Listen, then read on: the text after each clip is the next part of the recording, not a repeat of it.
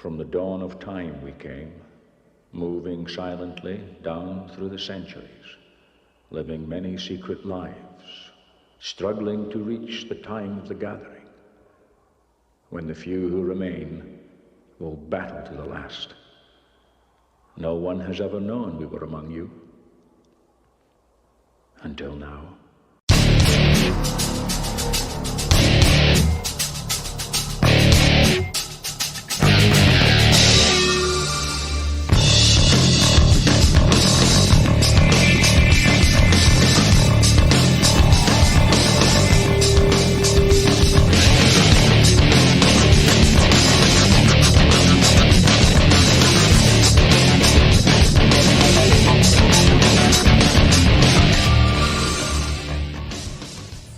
Welcome, Highlander fans, to Blood of Kings, a Highlander podcast here on the Fandom Podcast Network. On this show, we cover everything from the Highlander Universe. If you were with us last time, though, Highlander fans are mourning the loss of not only a film legend, but also a legend in the Highlander Universe. Sir Sean Connery passed away on Saturday, October 1st, 2020. And we have a very special part 2 tribute to Sean Connery, and I have guests Grant Kempster and Jonathan Melville. I'm Kevin, one of your Blood of Kings Highlander podcast hosts, but please welcome my co-host, Lee. Lee, welcome. Thank you, Kevin. Glad to be here. Wish it was under better circumstances. Understood, man. Well, like I said, we've got 2 great guests today, and I really appreciate them taking their time on short notice and sharing their time here with me here on Blood of Kings. And let's start with Grant. Grant, you're the proprietor of the longest running and largest Highlander Facebook fan group, Highlander Heart. How are you, sir? I'm good, thank you. Yeah, obviously, things are a little sad at the minute with the loss of Sean, but yeah, no, absolutely, we're not doing too bad over here. I also wanted to throw out there, too, I know I've had you on a while ago, but I wanted to also let the fans that may not know that are listening, but you've been deep with the Highlander fandom for a very, very long time. You ran a Highlander fan club. Just give a brief history on that. Oh, brief. I'm terrible at brief, but I'll do my best. So, yeah, turn the clock back about 25 years. I took over a club, actually, that was already running. But the guy that was running it decided he didn't want to do it anymore, so I took it over. And really with a view of just doing some fanzines. I think I just wanted to do them for myself. And I think that's something that I know that Jonathan will understand, that just, wanting to just collate all of the information I had, put them in these kind of, at the time, nice looking kind of fanzines and share them with people and things like that, which was great. And that's just something that's kind of gone on. Almost 10 years ago, long after that had been and gone, we kicked it off on Facebook and thought, I'd see if I could find some of the old members and get back together again. And, now we're fast approaching 6,000 members, which is just insane. And you also have your own YouTube show. Tell us about that. Yeah. Do you know what? That's something that's kind of born, as many awful things that have happened this year. One shining light for me was the Highlander Heart show, which I'd seen lots of other people on YouTube doing kind of panel. And actually John Mosby's, did one with the guys from the series. And it just got me thinking, well, maybe we can do it. Maybe it hasn't got to be all sat in the studio. Maybe we can just do it like that. This is an accepted format now. So we kicked it off. I thought I'd see how it go. I sort of went through my Rolodex of people that I know and friends and things. And we've managed to get some great guests on and have some good chats. And yeah, it has been a blast. I've loved every minute. I highly recommend looking on YouTube for the Highlander Heart show, and also making sure that you check in there on the Highlander Heart Facebook group. You guys have had some great episodes of that show. They've been a lot of fun. And I was lucky enough to meet you at the 2017 Highlander convention there in LA. I just wish I knew you better then. It was kind of like a huge, big stimulus thing. All these people were kind of coming together. Some people knew each other, and I was kind of new into the Highlander fandom when it comes to talking about it. I've been a fan for a while. But, I was still meeting a lot of people, and but next time. Oh, yeah. Absolutely. Now, Jonathan, I have shared a meal with you. I've met you in person, and you have a distinctive history with Highlander. We've had you on recently talking about your new book, a kind of magic making the original Highlander, and it's just released. You got to be proud. Very proud. Yes, it's very exciting. Still, it's been out for a month, maybe 6 or 7 weeks now. Feels it longer actually, but in the UK, and it's coming out in the US in the next 3 or 4 weeks. So, and the pre-orders are fantastic over there, which is brilliant. So, and I think that's a lot to do with you guys for helping me promote it as well. So, thank you. Well, your book, you did over 60 interviews from people in front of the camera and behind the camera, and you also interviewed fans like myself, and you covered the whole gambit of this original Highlander movie, which is legendary for us fans, and you did a wonderful job doing your history and due diligence. And we're going to talk a little bit later more about that, because you also had a chance to, before you wrote the book, though, you had a chance to meet Sean Connery in Edinburgh area, and so we'll talk about that. But I wanted to. We talked about Sean Connery's bio and his early life. You know, Lee, we had John Mosby on last, and we learned. We're learning a lot more about him. We've mostly known about Sean through his films and the type of person that he was, but we did learn a little bit about his background. Yeah, beating up 6 guys in a bar fight, getting kicked out of the Navy for having tattoos. This guy just, the further back you go, the more he seems like the most interesting man in the world. I think they miscast that.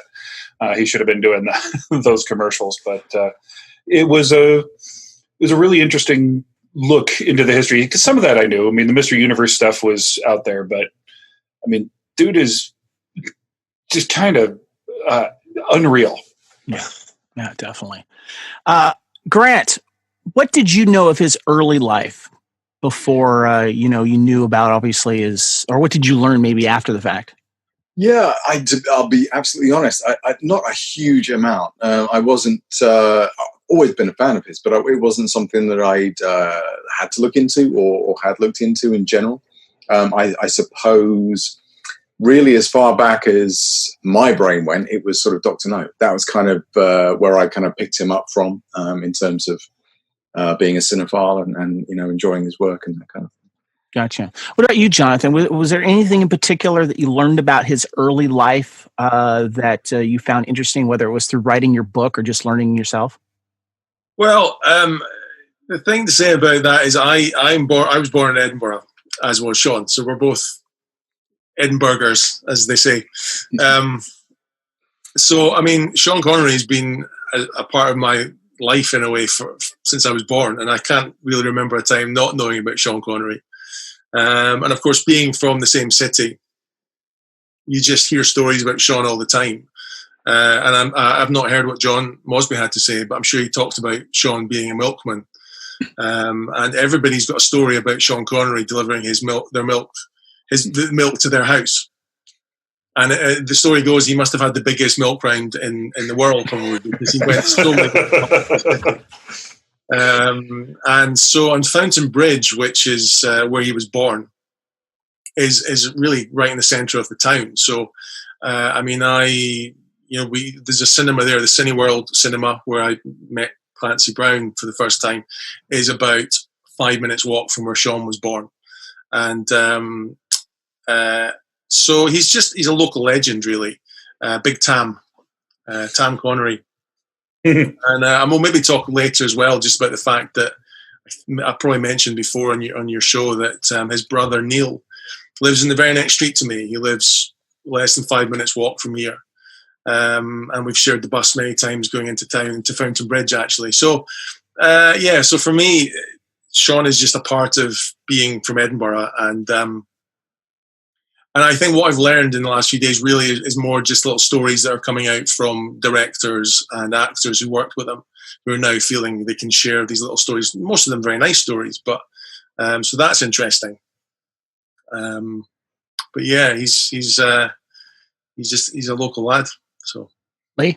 I got a weird question. A few years ago, I saw an interview with John Barrowman, and I remember he, as a kid, flipped out when he saw a Scotsman for the first time on The Doctor, on Doctor Who. And I was just wondering, as a Scot, what that really means to have probably the most prominent British character be so completely associated with a Scotsman. How does that affect? I mean, you've grown up with it, but it's still like that has to have some sort of pride. Absolutely, yeah, it means a lot. I mean, I mentioned in the book, I tell the story of taking a video, a VHS of Highlander across to Australia with me. And actually, I don't think I mentioned that when I was away, it must have been in 2000 or 2001, Sean Connery was made Sir Sean. And the Daily Record newspaper, which is a Scottish newspaper, had on the front page a picture of Sean in his kilt, getting his knighthood. And I bought a copy of that when I was in Australia as well to carry with me, because it's, again, that sort of home thing, you know, that memories of home. And I can remember showing that being in, where was I? On the Trans-Mongolian Express I went on. And there were some people on there. And I, of course, I couldn't speak Russian. There were some Russians on there trying to find out where I was from. And I would just show them a photo of this picture of Sean Connery and point to it. And they say, Scotland. So Sean Connery, you know, Scotland is a tiny country. I think it's fair to say, I think we've punched above our weight over the centuries. But I think as well, Sean Connery has helped put us on the map in many ways. And I think when it comes to acting, I think, I've heard from actors who say that not seeing many Scottish actors on the big screen, certainly speaking Scottish, the Scottish accent, when they saw Sean, they sort of thought, oh, well, if Sean can do it, I can do it. Mm. And I don't have to change my accent to become posh and English. I can actually use my Scottish accent. So no, Sean is big in many ways, and not just to people in Edinburgh, but to Scotland as a whole. And I think he makes you, when you watch him, you just feel a little bit prouder. You kind of stand up or sit up a bit straight. You know, there's Sean. You know, there's someone Scottish on the cinema. And James Bond, incredible. You know, my favourite James Bond, and just one of the most iconic characters ever created. And he was Sean, Scottish. You know, it's brilliant. So yeah, I could be here all day talking about Sean. But Grant, I see you grinning over there. I know you got something you want to say. No, I think it's fantastic. I think, I think Sean is, he's just. There are very few actors, I feel, who really rise to that level of being iconic. Who are themselves effectively in every movie. But are put in a movie because they want Sean Connery. They don't want a character actor who's going to come. I want you to embody that. No, I want you to be Sean Connery. And I think there are very few actors that kind of come up to that level. To even today. So I think, he is. I think he's also a sort of can't take him away from the Scots, but he is a national pride as well. You can share it. Jonathan just gave you permission to share. That's great. Well, I want to get your guys' first reaction when finding out that Sean passed away. He just celebrated his 90th birthday back in August, and he passed away with most of his family and friends in the Bahamas, which I think is where Dr. No was filmed. This one, he passed away on Halloween, and this one hurt hard. This was just one of those celebrity passings that I know we want to look back at 2020 and give it the big middle finger. But I mean, it's, we can't blame 2020 as much as we want to on this. I know that he wasn't doing well health-wise, but still it hurts. It really does. And Grant, let me start with you. What was your first reaction, and how'd you hear about it? Well, I heard about it because Jonathan messaged me. What a message group, and I was sitting down. It's one of those things, as you say, it's a celebrity passing, and it's one of those where that you will remember where you were when you heard. And there's quite a few like that. I can still remember where I was when Princess Diana died. When we heard about it in the news, Heath Ledger, that kind of thing, because they're shocks to the system. And I think the thing is, even though he was 90 years old, which is understandable. Yes, you're going to have some ill health there, and it's something that you would not expect, but it's going to happen at some point. Even then, I think it was still a shock, and I think the reason is because we haven't seen him for 17 years. Because he left the film business, he effectively has stayed the same as the Sean Connery we saw in, or probably many people didn't see in, A League of Extraordinary Gentlemen, and has, for all intents and purposes, kind of stuck at that age, kind of almost in an immortal kind of sense. So then it seems more like a shock that here's that Sean Connery, but now he's died, and it was kind of just heart-wrenching, just seeing the message and just going, no. Kevin ruined my day like that too. Yeah. I woke up to that text, and that was like how my day went from there on. Jonathan, so you ruined Grant Kempster's day. Seriously though, how did you first hear about it? You being fellow Scot, of course, this must be tough on you. Yeah, I got a text actually from the guy who drew that photo, that cover of my book, Ben Morris, who illustrated my book.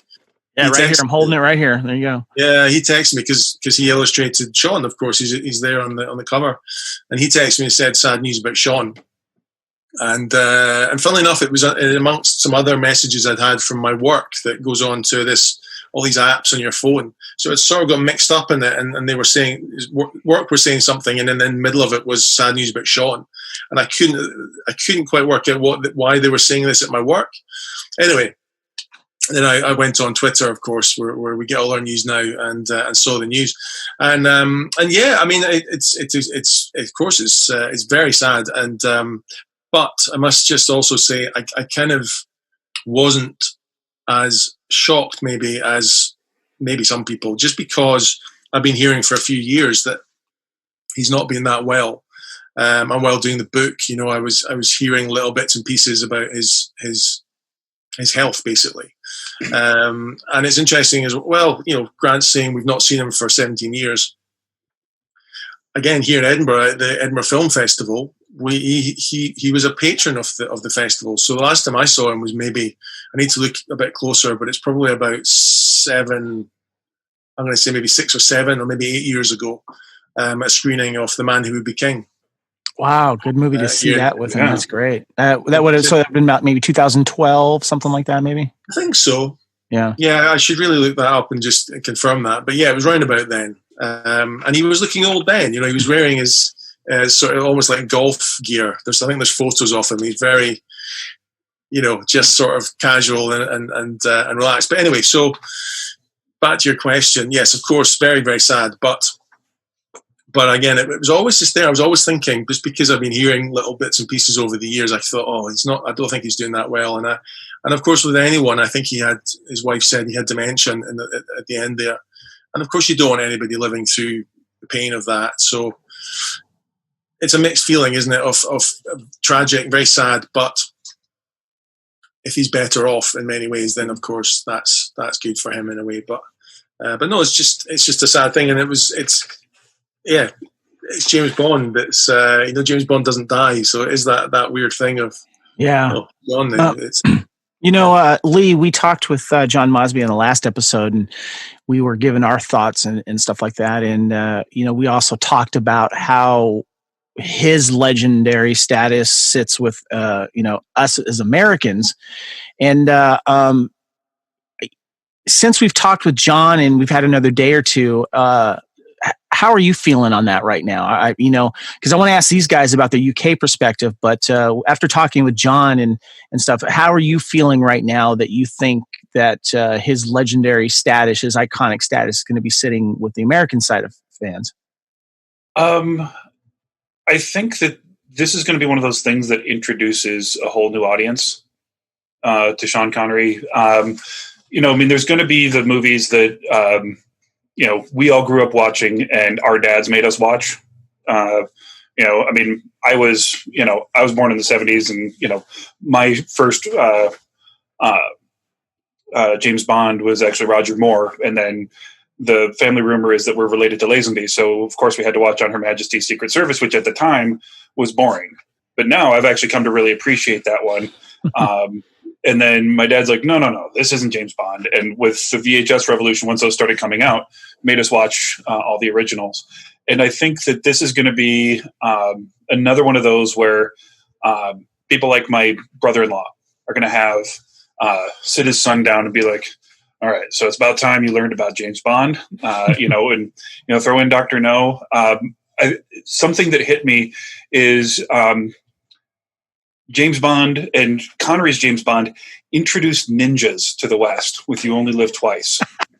Also, the hairiest and least Japanese samurai that has ever existed. I don't know how they thought they were going to get away with making him Japanese, but they wrote that movie. They sure tried. But that was the first Western movie to have ninjas in it. And, imagine the 80s without ninjas. And so you can show people that, those movies, like I'm going to be able to show my nephew Highlander, and I'm going to be able to pass that on to him, and he's probably going to be like, okay, Tonka's making me watch this dumb movie. But hopefully he'll have a reaction like I did the first time I saw it. And I think that especially now that we have time to watch these movies, just since we did our episode with Mosby, I went and got a copy of Rising Sun, which was one of my favorite movies of the 90s, and hadn't thought about it in at least a decade. But just remembering how much I liked that, how much I liked the book, and his portrayal was just, it's still good. It's really good. Yeah, now I want to go back and watch Bond and Ninjas. That's awesome, man. Yeah. Grant, I want to ask you, you touched on a little bit, and I want to go back to you again, Jonathan, about his legacy in the UK. Specifically for you, Grant, obviously you guys have Doctor Who, and a lot of wonderful, iconic television and movies. And I wanted you to kind of just touch on his legacy with the UK fandom and you growing up, learning about him. What did you learn or observe with that? I think I learned quite quickly just how much of a big deal he was. Probably my earliest memory of that, I guess, would be watching, and you'll have to forgive me, Robin Hood, Prince of Thieves. And that moment at the end. Yeah, there's no reason for you to be forgiven on that film. I love that film dearly for so many reasons. I know it gets crap, but man, I don't know who in the world did not stand up and cheer, and still at the end of that film. Yeah, no, absolutely. He brought me on because I've got the Costner mullet. So yeah. I remember seeing that in the cinema, and the gasp when Connery appeared. Exactly. The audience, yeah. Exactly. Absolutely. He was probably paid like $12 million for 12 seconds of film, but who knows? Babe, sorry, go ahead, Grant. No, you're absolutely right. No, and that's exactly it. I think that was the moment where it was clear to me that, this guy is a big deal, which I kind of knew anyway, because you know a little bit from, I can't remember how old I was when I went to see that at the cinema, but it was, it was a big deal. And from then on, you kind of, you get a sense that, as I say, he's a national treasure, and that's been reflected certainly within the news and things like that, and sort of online and whatever. But yeah, I think in the UK we were tremendously proud of him and all he accomplished. And and you know what? I actually like the fact that he got to the point where he just didn't want to wasn't interested in Hollywood anymore. He had enough money; he could go and do what he wanted, go play golf, sit in the sun. Fair play to the guy. Yeah. Jonathan, I want you to expand a little bit more on that as well, but then I want to dive into your book, A Kind of Magic, Making of the Original Highlander. You interviewed and talked to a lot of people, obviously, that worked with him. And I wanted you to kind of expand on his status in Scotland, being a Scot yourself. But what did you learn about him from others that worked with him and knew him working on that film, or maybe meeting him at other times and working on other films with him? Yeah, I think when it comes to that kind of legacy thing, it's just that he was just always there. That's the thing to say. Of course, I was born in 76, and so he's just always been around. So it's difficult to kind of difficult to kind of analyse it because he's just always, I keep saying he's always been there. And you would see a new film and we had Bond on video. So he's up there, I guess, with the likes of Michael Caine and Albert Finney as that kind of in the 1960s. And it was interesting because back in the 90s, I remember, I don't know if you had it so much in the US, but kind of lad culture was kind of a big thing here in the 90s. And we had magazines like Loaded and FHM and things. Oh, yeah. No, we had them too. I love those. Yeah, with the free DVDs and CDs and stuff like that. Yeah, it's the most you'd ever spend on a magazine, but it was worth it. Exactly. And I remember I was probably just going to university when these things were out. But the reason I mention it is because they kind of idolized the 60s, and they had this thing about like you'd buy these magazines and they would have like interviews with Michael Caine and World Cup 1966 World Cup features and posters, and Connery was there. He was in there, he was at the game. So that was an interesting time, just sort of, I don't know, mythologizing these actors and just placing them in the 60s. And I always kind of imagine Sean Connery in the 60s. I think once again, that Bond thing, I always have him wearing a smart suit with a dark hair, wig most of the time, but it was a brilliant wig. You could never really tell it was a wig most of the time. So no, I won't go on about that too much, just because I can't really add much more to it than to say, he was just one of the UK's biggest, I'll say UK's now, biggest stars, of course, global superstars. And what else can you say about that, really? Well, what did you learn about him writing the book? When you were talking to the cast members and the crew members that worked. I mean, obviously, it's legendary that he only worked on that film for like 6 days or something like that. But he definitely made an impression with everyone that worked with him. Yeah, I mean, I learned what I maybe knew a bit before, but I maybe not as much, that he was a professional, and that's something that comes out in all the things I've read in the last few days. And he knew filmmaking, he knew story, he knew if someone gave him a script, he could analyze that script and sit down and pick it apart and explain why it was wrong and what was not working. And I think he brought that kind of professionalism and just knowledge of filmmaking and acting to everything he did, particularly to Highlander, of course. And there are a few stories of people saying Russell Mackay and a few others, noting that Sean, he would sort of take people aside and he would say, look, this is the way you need to do things, or this is the way I think things should be, or have you thought about doing this? And I think he was very much, Russell didn't go into too much detail.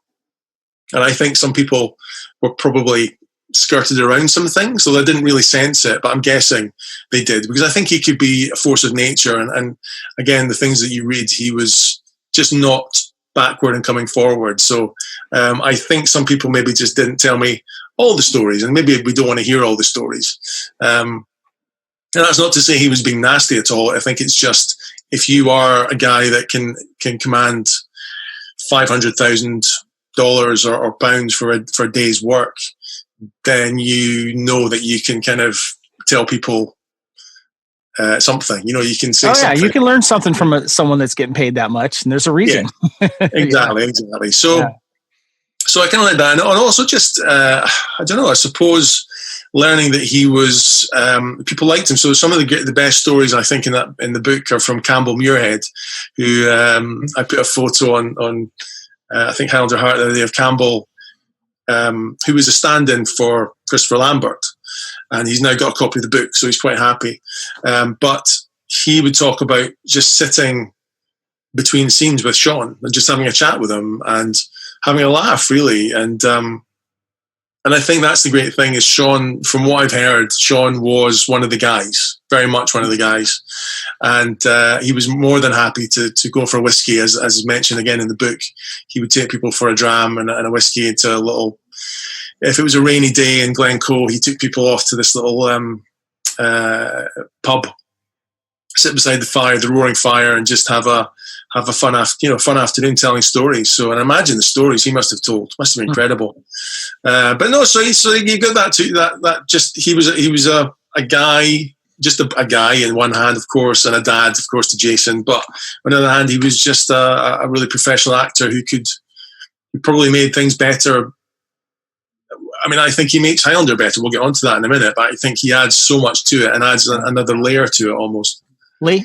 I was going to say, and I mentioned it in the other podcast, my favorite story about Sean in that book is he's not even there, but it's when they didn't have enough food for the extras or enough warm food for the extras on a scene. And somebody's like, you better not let Sean find out. And that they knew that was their, we call them set daddies. They're the guys that take care of everything. They're the ones to make you make sure that, the extras are taken care of. And for James Bond, hand on the Bible, Sean Connery, to look after the extras to the point where they know that he'll be mad if the extras aren't taken care of. That's a level of professionalism and human decency that in the world of acting, where we're all in our heads and we're all running lines and we're all worried about so many other things, that was something that they knew was going to be a problem, I think speaks to his character on a level that, and I read that book again, so now 4 times since getting it. And it's really, that's the story that sticks out for me. And I really, I think that says everything about Sean as the professional. Good point. Yeah. I want to ask you guys, and this is a 2-part question. I'm going to go to you first, Grant. From what you know of the backstory, and this is the fictional backstory of Ramirez, the character, of course, he famously plays in the Highlander universe. From what you know, what are your thoughts on Ramirez's legacy in the Highlander universe? And also, part 2 of that question is, what are your favorite Ramirez moments from Highlander and or Highlander 2? Grant? Okay. So I know that's a loaded question, man, because you're the Highlander guy here. I know it's a tough one, but that's why you're here, man. I know. I mean, yeah, obviously we discovered a little more about him in retrospect, about his sort of Egyptian lineage and all of that kind of thing. And yeah, didn't he die from being run over by a cart or something like that? That was some strange kind of first death. But I think actually in a way it's a shame because there isn't enough made about his impact within the Highlander lore. And that very simply comes down to the fact that he was played by Sean Connery, who was surrounded by, copyright infringement, for face, as we found out on one of the episodes with the animated series, even voice. There are things that kept him away from being talked about more within Highlander lore and within the other things, which I thought was a great shame. That's why his card wasn't in the Highlander collectible card game. They didn't have the rights for imagery or anything. Yeah, exactly. And so that's why they chose a 20-year-old with a man bun. Still an odd choice. So yeah, I think it's a shame. There's not enough made about that. But maybe that will change. I don't know. I don't know how, whether things like that, copyright and whatever changes now. Maybe it's kind of a game changer in that respect. Maybe we can talk about him more. Maybe we can integrate him more into the lore. Somehow through other projects and things like that. Who knows? Some of your favorite moments, Highlander moments in his films? Very difficult. It's very difficult. I love the scene of him sitting in the boat, singing away about balance and just being a bit of an arse. It's a nice kind of quiet moment. It's not all of the sword swinging and the, BALANC.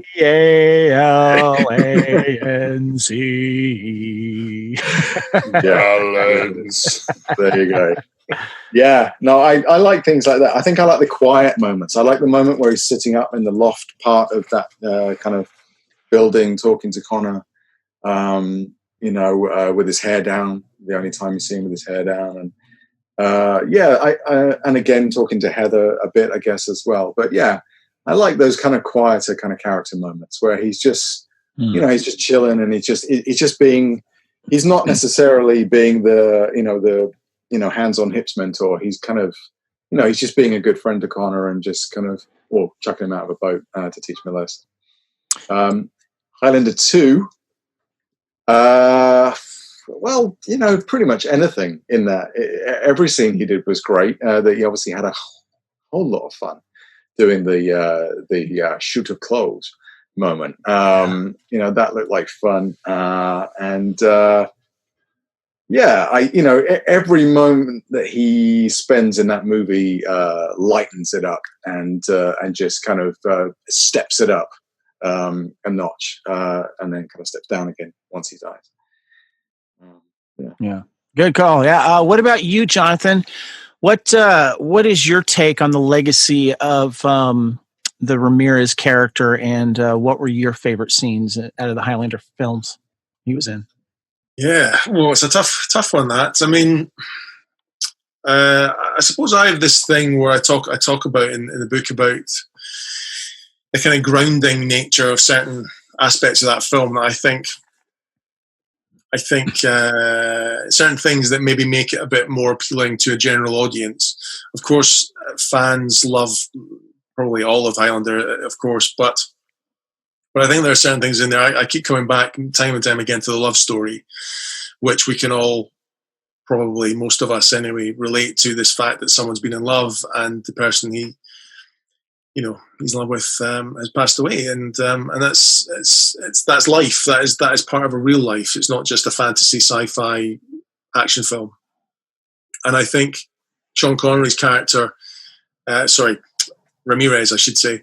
Ramirez is sort of similar. He comes in and he imparts knowledge in a very short space of time. I've never counted that. I kind of wish I had counted how long Ramirez is in the film.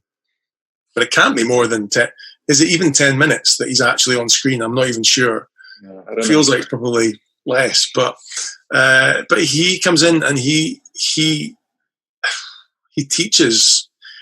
And then and just those few scenes, he passes on so much to Connor that, of course, becomes part of Connor's DNA, really. So that character is just so important. I mean, of course, just without Ramirez, Connor would just not be Connor. He would just kind of be this guy that's meandering through time, having flings and fights and things. So I think he just makes it.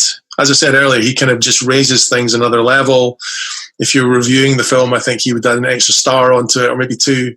And it's a cameo. Let's face it, it's a cameo appearance. He's in it, as I say, probably less than 10 minutes. So his legacy is just really almost creating Connor, I think, or at least giving Connor another facet, another part of his being, for want of a better term. Right. Interesting, actually, because you say it's just a cameo, which it absolutely is. But to me, it does. There is some way that it actually feels like he's there for the whole movie. Yeah. Even though it's just the way that it's paced, I guess. He's there at the end. The very beginning, also there at the end with the voiceover. And I guess you can kind of count the fact that his costume's in the round room and that kind of thing, maybe as well. But yeah, you feel like he's in the movie more than he really is. Yeah. Which is that's a smart move on their part to manage to pull that off. That's a good point. And he's a far better Obi-Wan than Obi-Wan was. Actually imparts technique and knowledge and spends more than an afternoon with him. So his loss is much deeper, I'd say. Yeah, absolutely. We're going to take a quick break. We'll come right back. We're going to let you know what other great shows are on the Fandom Podcast Network. And we're going to come back. We're going to talk about our favorite Sean Connery films and a couple of comments from the fans there at Bloody Kings as well. We'll be right back. Thank you for listening. We hope you're enjoying this podcast. We like to continue to feed your ears by inviting you to listen to the Fandom Podcast Network and all of the other awesome shows we have to offer. It starts with our flagship show, Culture Clash, our weekly pop culture news podcast. Bloody Kings, our Highlander podcast. Couch Potato Theater, our podcast celebrating our favorite movies. Time Warp, the Fandom Flashback podcast discussing a year in movies and our favorite pop culture topics. End Zone, the NFL podcast. Good Evening, an Alfred Hitchcock podcast. Union Federation, our Star Trek and Orville podcast. Hair Metal, the 80s and early 90s rock metal podcast. Type 40, our Doctor Who podcast. Lethal Mullet, a 1980s and 90s action film podcast. What a Piece of Junk, a Star Wars podcast. And our newest show, Making Treks, a new Star Trek podcast with a deep dive into the final frontier with host Mark Newbold and Adam P. O'Brien. You can enjoy all of these great Fandom Podcast Network shows on our master feed at fpnet.podbean.com. Fandom Podcast Network is also on Apple Podcast, iTunes, Stitcher, Google Play, Spotify, and iHeartRadio. You can also find us on Facebook under Fandom Podcast Network. You can also email us at fandompodcastnetwork@gmail.com. You can also find us on Instagram and Twitter under Fandom Podcast Network. Thank you for listening, and remember, respect others and enjoy your fandom.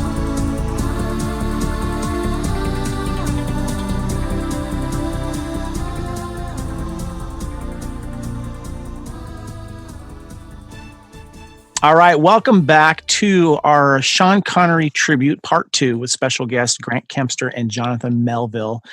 I wanted to just name a couple of comments here from our fans there on Blooded Kings. I know, Grant, you got a lot of responses there on Highlander Heart. Was there a particular few that surprised you, or was there anything that jumped out?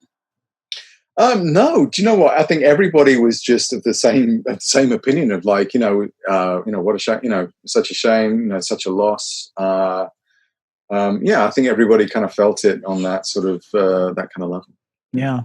Well, I had a lot of great comments. I want to just name a few here. I already named some in the last show, but television Highlander legend James Burns played Joe Dawson.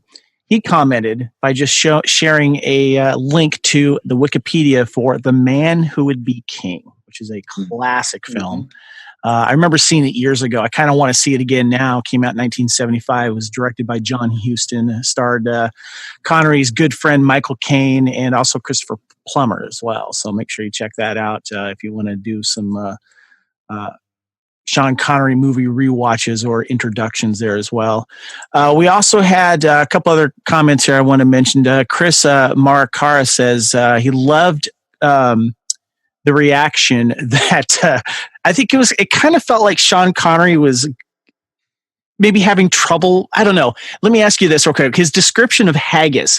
Now, Jonathan, we know he knows what haggis is, but for him to really pull off that reaction as an Egyptian, so to speak, that ew. Yeah. You guys must have got that went over my head for years until I realized that meant something different to Scots. Yes. Well, yeah, I mean, we go to the I don't know my references here, but the chip shop, fish and chips shop, down the road, and you get haggis supper. So it's kind of just a meal that we have now. But yeah, the fact that of course Sean Connery would of course know what haggis was. Yeah, it's an in jokes. It's a tradition. No, I'm sorry. It's a rite of passage. If you're really going to enjoy Scotland, you got to try haggis. I've done it. Lee, have you done it? I absolutely love haggis, and for the last 3 Burns nights, I've actually had the haggis blessed by Paul McDonald. McDonald Armories out there in Edinburgh. So Grant, he comes to the U.S. Once a year. Grant, have you had haggis? No, he has not. Wow. All right. Next time it's I'm really good there, pate or terrine. Next time I'm coming to the UK, I'm going to grab Grant. And we're going to go get Jonathan, and we're going to do a little Highlander trip, and we're going to try haggis. All right. Okay. I'm going, and we're going to have a lot of whiskey. Okay. The 40th sword fights after the whiskey. The 40th anniversary, we have to have an event in Scotland, and that would be good. We will have haggis. Yeah, let's long gone. Let's definitely look into that. That would be fun. Chris also said that he loved his character in Name of the Rose, which is another one of those films that a lot of people are bringing up, and I love that. So yeah, my buddy Carlos says, besides Highlander, I would say The Untouchables. Other mentions were awesome, like Hunt for Red October, The Last Crusade, and he mentioned Time Bandits, and of course The Rock as well. But Grant, let's go to you. I want to know what your other favorite Sean Connery films are, and also what was the first one that you saw? His most commercial film, and obviously he was fantastic in Indiana Jones as Henry Jones. The fact that at 66 he was in action movies like The Rock, really just speaks to his versatility. And again, the fact that you are hiring Sean Connery, he had this presence, and he carried The Rock. Yeah, but yeah, yeah, absolutely. You could exactly. This is the point. You could pin a movie on him, and he would put that on his shoulders and wear it well. So yeah, those were kind of some of my favorites, I guess. Donald, what about you? What Sean Connery film do you remember seeing first, and also what were some of your other favorites? I can't remember. It would have been a Bond film. And because, again, we're talking about references here, I don't quite know what it was like in America, or other parts of the world. But in the UK, we had Bond films on multiple times of the year on television. Usually, kind of maybe Easter time, Christmas time, New Year time. So they were just always on. So I can remember Bond films always being there. So I don't know which one it was. I'm going to say Goldfinger because that's I think my favourite Connery, but my memory could be cheating a bit with that. So that's. But as for other films, I mentioned before we started recording to you, Kevin, The Hill. I did a top 5 for a website a few years ago and tried to list top 5 Connery performances that weren't James Bond. And number 1 there was The Hill from 1965, where he played Joe Roberts, and it was in a I think it was North African. Yeah, and it's a North African military prison during World War II. 5 new prisoners struggle to survive in the face of brutal punishment and sadistic guards. Directed by Sidney Lumet. Yeah, I think for me that is probably apart from Bond, as I say, the kind of the ultimate Connery performance. He made it in the middle of doing the Bond films. So like 65, I think he did. Yeah, it was between Goldfinger and Thunderball. Good, yeah. Yeah, so I think it was something to do with the deal he'd made with Eon Productions. I think he said, I want to do a couple of my own films. So he got to go away and do this one. And he doesn't wear the wig. That's gone. I don't think there's any music in the film. It's black and white, and it's just a stunning little film. And I saw it in 1996, I think. It was shown on BBC Two here, along with a special called Sean Connery Scene by Scene. I remember because I recorded them off the television, and I still have, and I put them onto DVD recently. But the guy who interviewed Sean in his living room here in Edinburgh was a filmmaker called Mark Cousins, who's recently put it on his YouTube channel. So if people want to maybe check that out. So that's Mark Cousins, and it's Scene by Scene with Sean Connery, and they showed The Hill after it. So it's just an amazing film, and it's not been released it's not been released on Blu-ray anywhere, and even DVD has not been seen very much. So please check it out. The Offence is another film, another Sidney Lumet film from, I'm going to say 1973-ish or 2-ish. 73, yeah. Yeah, which that's out on Blu-ray, and that shows Sean Connery. It's like Sean Connery who you've never seen before. The IMDb description says it's a burnout British police detective who finally snaps while interrogating a suspected child molester. That's pretty heavy for a 73 film like that. Yeah, honestly, that is not a film to watch if you're just looking for a light Saturday night film. There's a lot going on in that film. And interestingly, Ian Bannon is his co-star, another Scottish actor who was in Braveheart, but he was also in The Hill with Connery. So he appears a couple of times. So those are 2 films. And of course, we talked briefly about Indiana Jones. I remember seeing that Last Crusade at the cinema in Canada, I think, when that came out. And just that, it's just such a joyous performance, and the humor. The guy could do so much, and this is the thing. For many years, I think he was pigeonholed as this action guy, this kind of gruff action hero. But when you watch these other films, you start to see the humor. He was a very, very funny guy. He he could do jokes. Of course, he did in Bond, the one-liners. But I think with Henry Jones Sr., that is just that double act with. I mean, I can't believe I'm saying that. He is so funny in that movie. Double act with Harrison Ford. Yeah, doesn't sound right, but yeah, he's funny. Yeah. So please, I think people should try and have a little look back through his back catalogue and sort of see some of I mean, there's some bad films in there. I mean, there's some, or of course, with it, like anyone's back catalogue, or just films that I've maybe watched and they didn't work for me. There's one, I think it's called Ransom in the UK. It's got different names around the world, and he plays. I think he's another cop, and Ian McShane maybe takes a plane hostage, plane of passengers, and Connery has to. And it's just a very dull film. Mm-hmm. It looks like it was filmed. Actually, I think it was filmed on the tarmac at a. Was that called The Terrorist here in the States? I think it probably was. Yeah, it came out in '74. Like a lot of these '70s films, it just looks very cold. They didn't have central heating in a lot of these places. Yeah, that's it. It's called The Terrorist. Came out in '74. Ransom is the original title. Yes. Yeah. Anyway, I'll stop there. But we could talk for another hour or two about Sean's other films.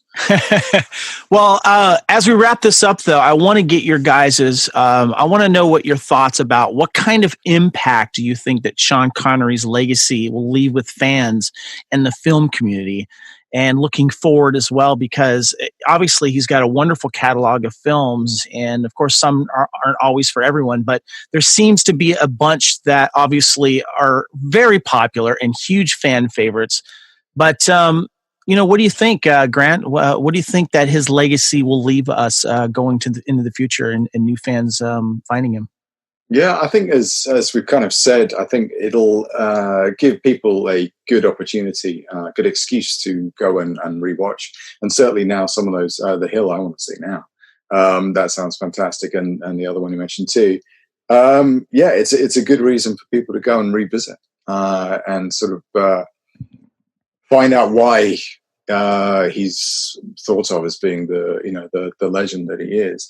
And in terms of Highlander, briefly, I was thinking about it earlier, and I think that we were very lucky that they cast him as Ramirez, and not just because he turned in an amazing performance, but also because I don't think we would have had the franchise that we had were it not for him. Because if he hadn't have appeared in that and then said that he would appear in the sequel wouldn't have had as big a budget as it had. It wouldn't have made the impact it would have done. It probably wouldn't have enabled the producers to have made a TV series off the back of that. Yeah, good point. If they'd not made the TV series, maybe the sequels were. It literally, if you think about it, actually, it all comes down to Connery. And so I think Highlander, the franchise, and the fandom really kind of owes a huge debt to him because of that. That's an excellent point. He gave creed to this wonderful idea and carried it, and that's an excellent point. Jonathan, what about you? What kind of legacy is Connery going to leave with us and with you? Well, I think Grant said a lot of it there. I mean, I think, funnily enough, I mean, he is now immortal thanks to Bond. Whether he likes it or not, or liked it or not, I know he had a rocky relationship with that character and those producers. But yeah, I mean, those Bond films are going to be re-released on, I don't know, 4K probably soon, and hologram and whatever else for forever. So the guy's going to be around forever. Digital implant in the brain. I want the VR of this if we can. Exactly. So he's let's face it, he's never going anywhere really. And I hope people just kind of get to rediscover that back catalogue. Like I was saying, I mean, who knows? I don't think many actors have a veto over things getting released, but maybe there are certain things that, sad to say, maybe there are things that will now come out that couldn't have before. So maybe we'll see more of his work. But yeah, I hope he keeps being an inspiration to more people. Certainly actors who, whether they're in Scotland or the UK or anywhere, that comes from a poor background, that they realise they potentially could be the richest, the best paid actors in the world if they really try. Yeah. Lee, I wanted you to chime on this one more time regarding his legacy in films. And by the way, if you're going to tell me, don't see this movie, it's really bad, like Jonathan was saying, not to say the terrorist, but Sean Connery's in it. Ian McShane, who wrangled John Wick, also co-stars with a guy called Jeffrey Wickham. I now want to see this film. Well, Jonathan's like going, no, dude, save your time. Challenge accepted. Lee. I think I'm going to watch it just because I've loved Ian McShane ever since Deadwood and Hot Rod. Just the versatility and weirdness of that actor has always surprised me. But as far as legacy goes, like I said, I think that this is going to be introduced to a whole new generation of kids. We're going to get to see, I think, probably the most fantastic Bond. And not like, wow, Bond, but like, the suitcase helicopter Bond, the craziness of just like that 60s jet age, kind of the stuff that, now kids are going to get all of the Austin Powers jokes because they'll see that Bond.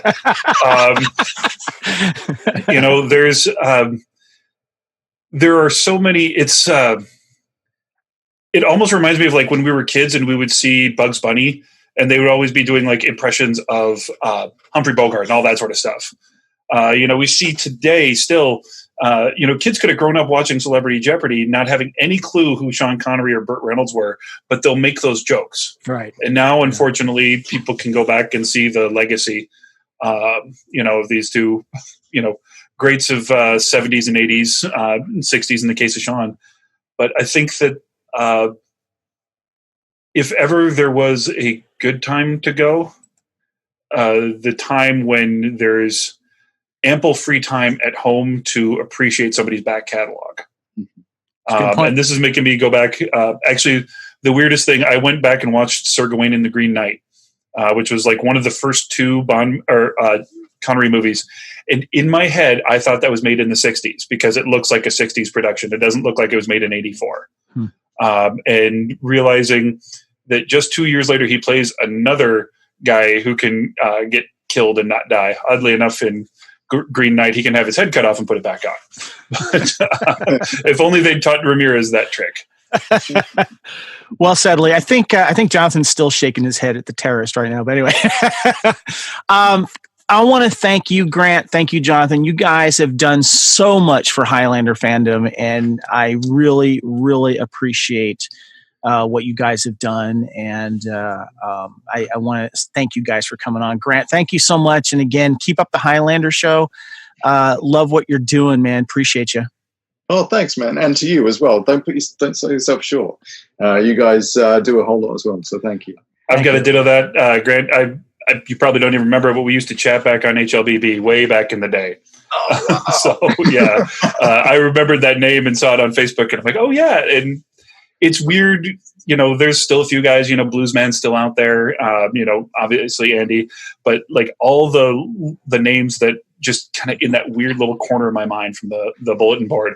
I wish that I could go back and look at some of those convos because we got off. It's not like Facebook where we got, kind of vicious the last few years. We just went on those tangents of, that spiraling that nerd drain. It was so great. Yeah. Grant, where can people find you? I knew you were going to ask me this. I've got to remember all the handles now. I think Instagram is that Kempster, which makes Twitter the Kempster. Obviously, Facebook and all that. Highlander Heart, that's right. And Jonathan, again, thank you for coming. I'm just going to keep a seat warm for you here in the Bloody Kings studio. You've been on here a few times, so thank you for coming on. I really, really appreciate it. And please tell people where they can find you. And in the show notes, I'm going to put a link both to the Polaris Publishing link and also to the Amazon pre-order link. But tell us a little bit more about where they can find you on social media.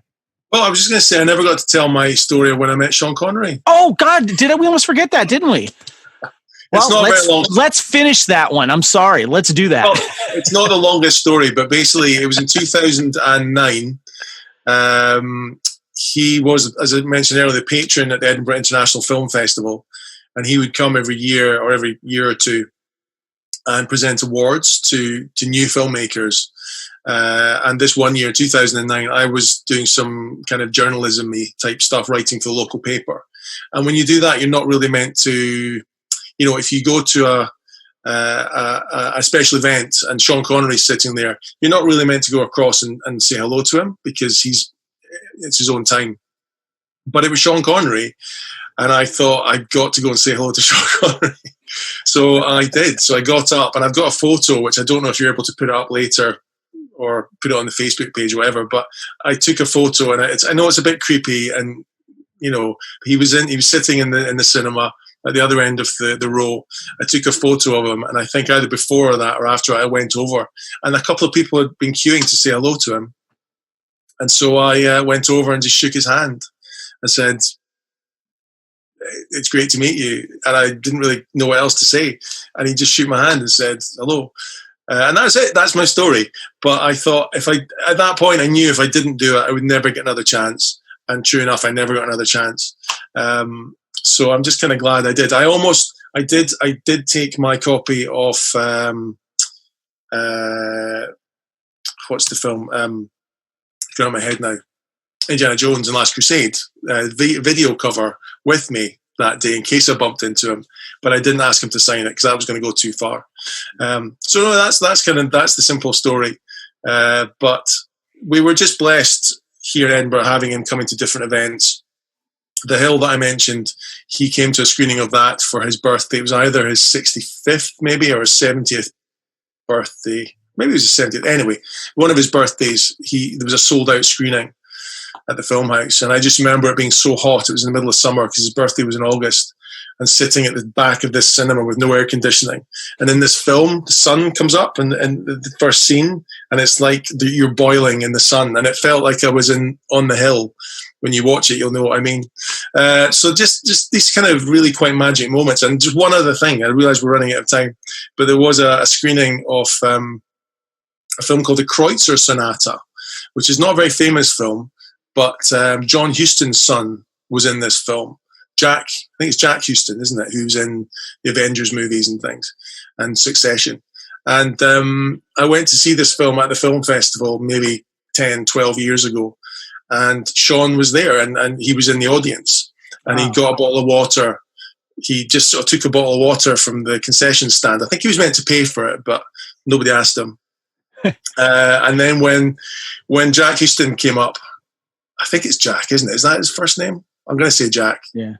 John Huston's son, anyway, who directed The Man Who Would Be King, was standing there. He said, "Oh, I'm so happy to see Sean Connery in the audience." He says, and Sean said, "Yes, I remember." I'm not going to do the accent. He says, "I remember when you were just a schnottery little boy on the set." So I sort of did the accent. Schnottery little boy on the set of The Man Who Would Be King.